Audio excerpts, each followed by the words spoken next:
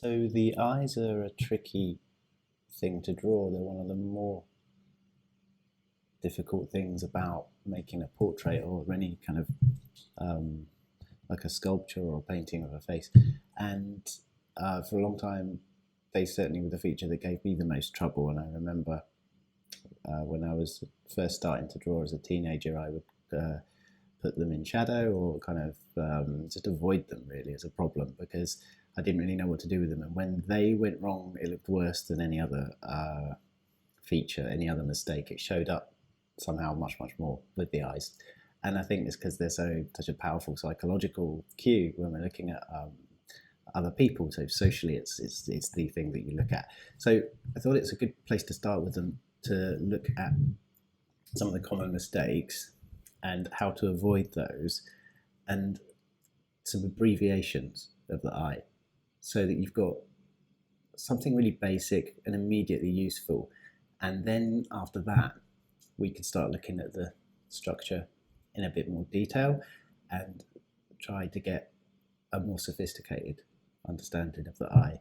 So let's look at the front view first. And the very common mistake that you see in drawings of the eye in the beginning is this kind of almond shape with a sort of staring, kind of crazy looking eye with pointy ends like this, no eyelids, and just sort of floating in nothing. And the thing I want you to notice about this is that it's symmetrical up and down, and it's symmetrical side to side. And that's what we don't want.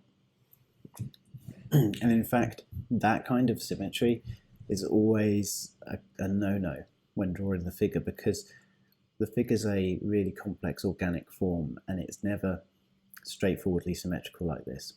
So it's a telltale sign that something's not right if you notice that in your drawing. So one thing I was shown, and I can't actually remember who showed me this, but it was super useful as a way of abbreviating the eye in a more effective way, was to do something like this. And I'm not drawing the eyelids in what I'm about to do. I'm just going to draw the opening of the eye. And it was just to do, let me just go back to the black pencil. It was just to do something like this and something like that for the opening of the eye. And I'll show you why that was useful in a moment. But the other thing I was shown was how to place the iris, and it was just to do a couple of construction lines like this. And all of this can be rounded out.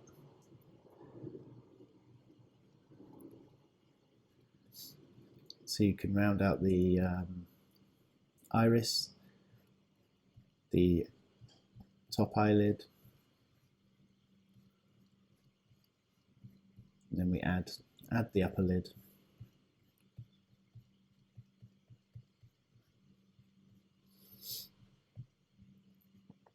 And the lower lid. And you've got a fairly good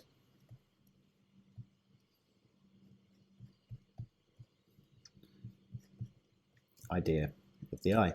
And so just something as basic as that really helped. I really like this way of placing the iris, because one of the things that does for you is it stops you, it gives you a kind of buffer moment before you commit to putting in the rounded shape, which is when the face sort of springs to life, as it were, for better or worse.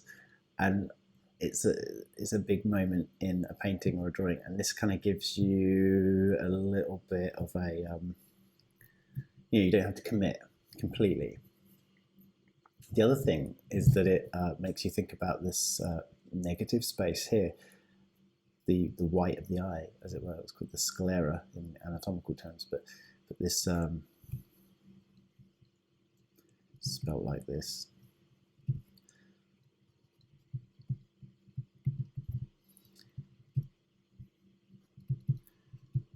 and I'm putting white in little quote marks because it's never truly white. It's you want to save the brightness of the paper for the highlight or something like that. But yeah, you're not just sort of placing this, and that's one of the problems here, is that we're so we become fixated on the thing we're going to draw that we forget to relate it to its surroundings. The other thing that's important about this abbreviation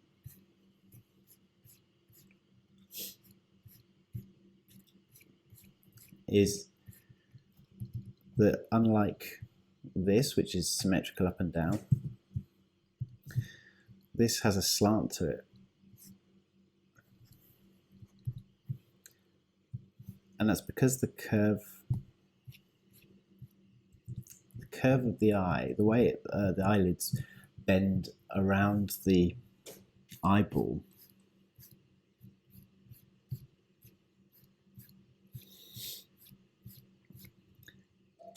they come around like this, and they're turning kind of sharply down and inwards there. So the fullest part of the curve is at this point on the upper lid, but it's at the belly of the curve, if you like, is at this point on the lower lid. So you have this asymmetrical angle. It's kind of skewed, it's pushed over to one side. So from there, it's possible to do other things. That gave me a lot more confidence in placing the eyes. And then you might know about this, the proportional thing of there being the width of one eye is the distance between the eyes. So we can start putting in the other one now.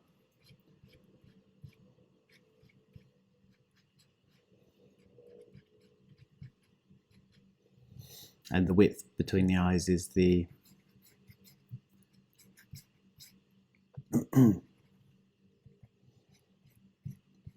width of the nose.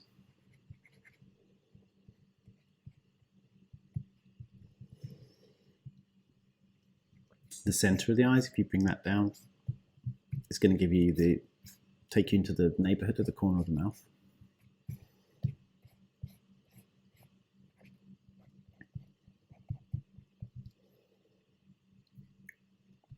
And from there you can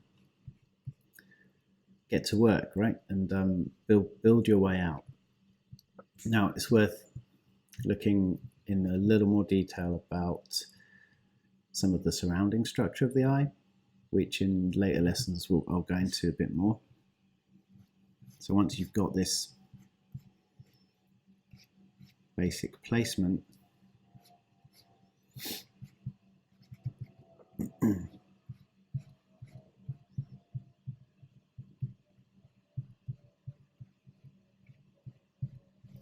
you're adding an upper lid,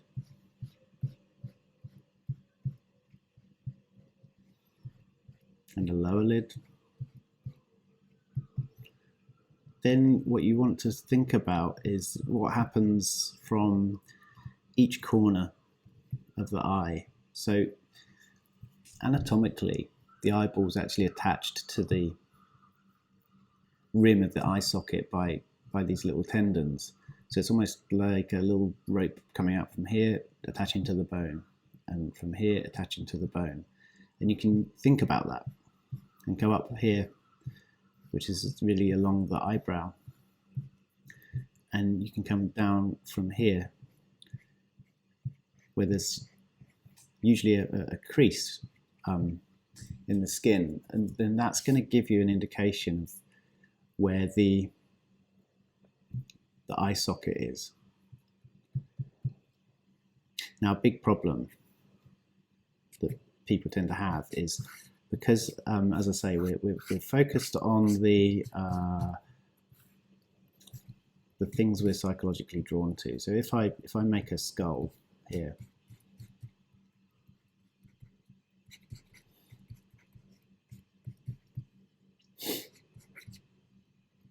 you can see the eyeball fills that socket like that.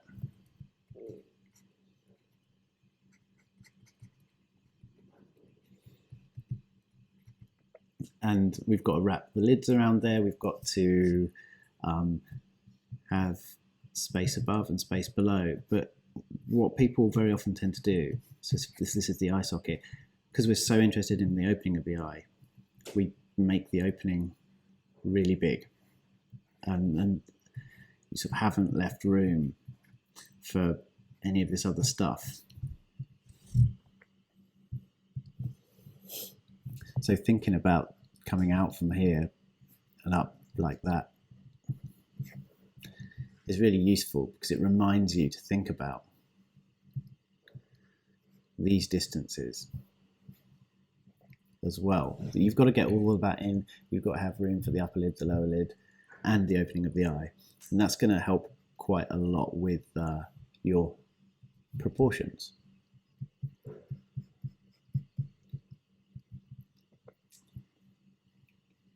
A couple of other things. You see me putting in some shade here, and that's because you get kind of a hollow. You see here the eyeball. There's a bit of the eye socket still visible. So the skin is very thin there. There's not much fat. Whereas here, above the upper lid, it's quite full. These things vary with age and so on. But these are sort of general rules.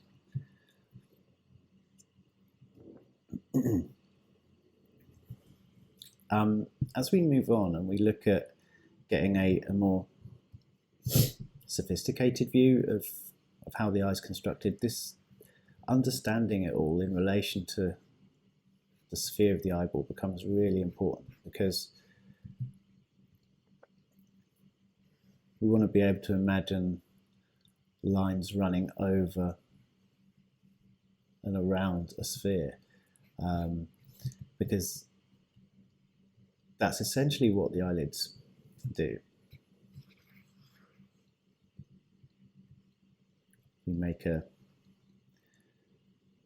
We imagine an axis, like a rod going through this ball, and then a line going up and around, and then building out a thickness from that.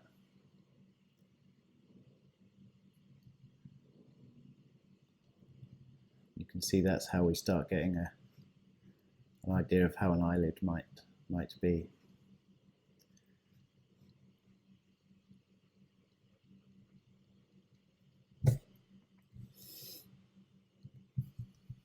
And we start thinking of everything in terms of planes. The lower lid will come out and do that.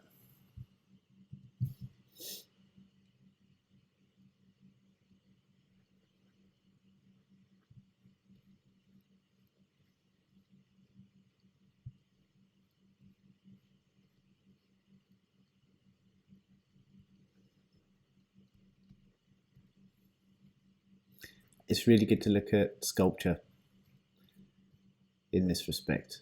So if you look at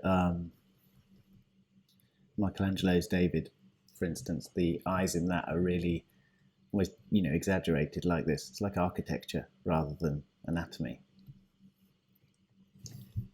Okay, let's move on now to look at the profile view. So in the profile view, we can also make a really simple abbreviation. So if you imagine a head looking this way, the eye looks something like this. Again, it's just the opening of the eye. Now, the thing to notice about this is the diagonal slant down. So I'm going to draw this again. So here's the opening of the eye. And here's the visible portion of the eyeball. So we've got this kind of V shape or arrow with a exposed bit of the sphere of the eyeball on it, but it's all in this kind of angled back trajectory. And now if you think about this, and you can check it on yourself, it's because the brow of the forehead, so this is the forehead, it comes out, and the eye sockets cut back like that and come out like that, and we go down to the chin. So this is kind of skull structure stuff, which is what we're looking at here. So we've got something like that. So back and out. So this would be the plane of the cheekbones, and we're leaving out the nose at this point for the sake of clarity. Now, this provides a sort of protective shield for the eyeball. So if an object kind of hits you in the face, there's your brow, forehead bone, here's the eyeball in the socket, and here's the eyelids coming over it like that. Any impact is going to be there rather than there.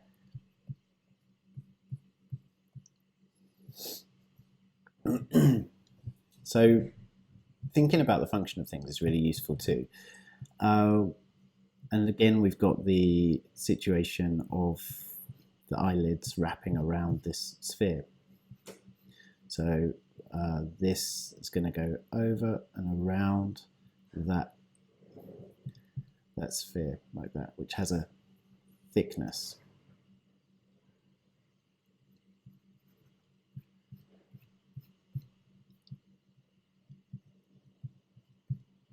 Likewise there.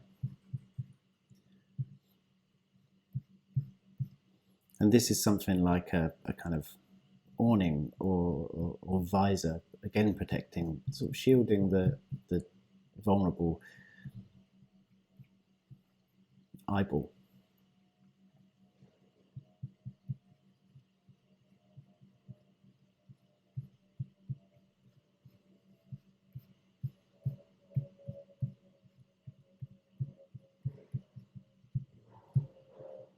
And one of the common problems you get with the side view of the eye is that people tend to draw it without that overhang, and you get the eyeball sort of seeming to bulge out like that. And the other thing actually that happens is the iris is sometimes drawn as round, even though it's in the side views. You can get a really weird looking thing.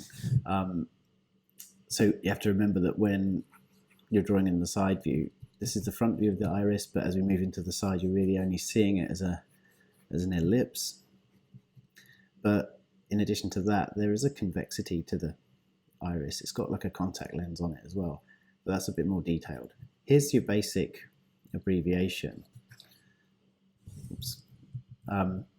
This is the sort of thing that's a good sort of shorthand for how the eye should look in the side view.